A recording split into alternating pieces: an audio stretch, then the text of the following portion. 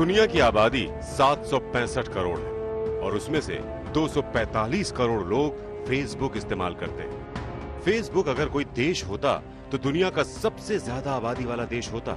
जाहिर है फेसबुक का प्रभाव सीमाओं के पार पूरी दुनिया को शिकंजे में लेने की ताकत रखता है। मनोरंजन, दोस्ती, रिश्ते, फैशन, खेल, ताक झांक, फेसबुक पर सब कुछ है और इस सब कुछ में राजनीति भी है।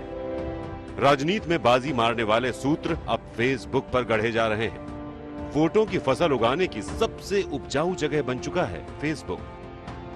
आपको पता भी नहीं चलता और फेसबुक आपके और आपके आसपास के हजारों लोगों के दिमाग पर, सोच पर और उनकी राय पर गहरा असर छोड़ देता है। इसीलिए फेसबुक पर राजनीतिक युद्ध हो रहे हैं और इनमें लेटेस्ट है कांग्रेस और बीजेपी का युद्ध।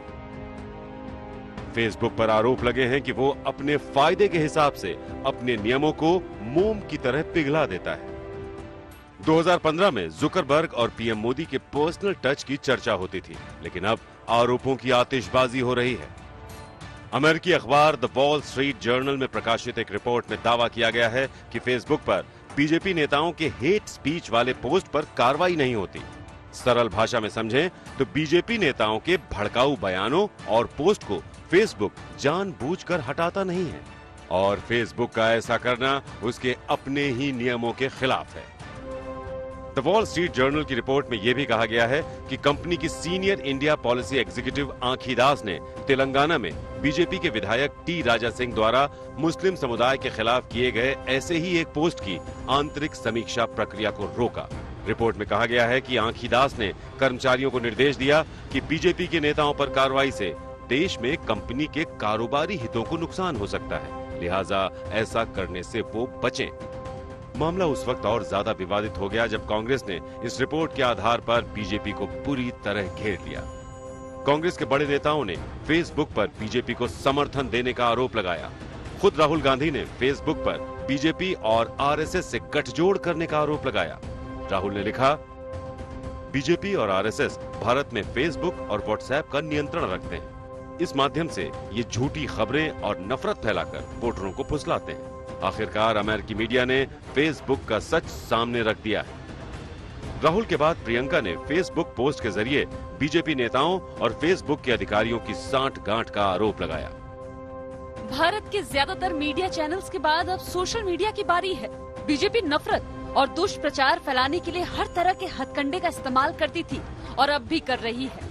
फेसबुक जो आम जनमानस की अभिव्यक्ति का एक सरल माध्यम है, उसका भी इस्तेमाल बीजेपी के नेताओं और कार्यकर्ताओं ने भ्रामक जानकारी और नफरत फैलाने के लिए किया है। राहुल प्रियंका के तीखे प्रहार के बाद तो कांग्रेस बीजेपी में तीखी नोकझोंक शुरू हो गई।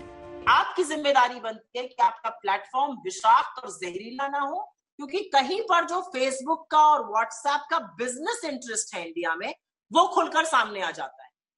फेसबुक का तो बिजनेस इंटरेस्ट की बात आंखी दास जी ने ही कर ली थी। व्हाट्सएप के 40 करोड़ यूजर हैं, वो पेमेंट लाइसेंस का वेट कर रहे हैं। जब वो पेमेंट लाइसेंस आएगा तो बड़ा प्रॉफिट यहाँ से फ्लो करेगा, इसलिए वो अपनी आंखों पे पट्टी बांधे रखते हैं। तो कहीं ना कहीं ये तार जो है ये बहुत जुड़े हुए हैं। इन बिंदुओं को जोड़कर एक बड़ी पिक्चर देखने की बहुत जरूरत है। उसी 2019 के चुनाव से पहले कांग्रेस पार्टी कैम्ब्रिज एनालिटिका के साथ मिलकर फेसबुक पे लोगों के डेटा को मैनिपुलेट करने का प्रयास कर रही थी, सिर्फ इसलिए ताकि चुनाव में उनको फायदा हो सके और लोग उनको वोट दें।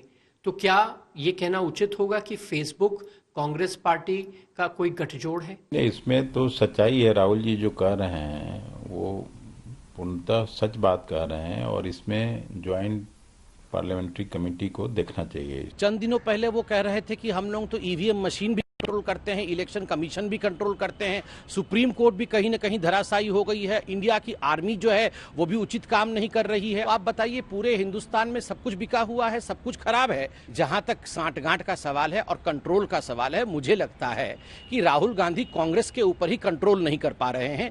कंट्रोल से बाहर कांग्रेस जा रही है और उसका प्रलाप राहुल गांधी कर रहे हैं। बीजेपी के पक्ष में फेसबुक की सियासी फील्डिंग का आरोप जब तूल पकड़ने लगा तो केंद्रीय मंत्री रविशंकर प्रसाद ने भी पलटवार किया। हारने वाले जो लोग अपनी ही पार्टी के लोगों को प्रभावित नहीं कर पाते, वही रोते रहते हैं कि पूरी दुनिया पर बीजेपी और आरएसएस का नियंत्रण है।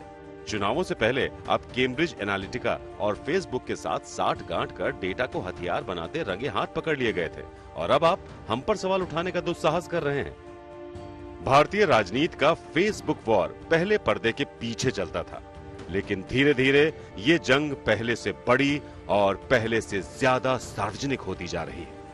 आज तक ब्यूरो। नमस्कार, मैं हूं अंजना ओम कश्यप। हमें उम्मीद है ये वीडियो आपको पसंद आया होगा। लेटेस्ट खबरों के लिए यूं ही देखते रहिए आज तक और इस वीडियो के पसंद आने पर लाइक, शेयर एंड सब्सक्राइब करना ना भूलें।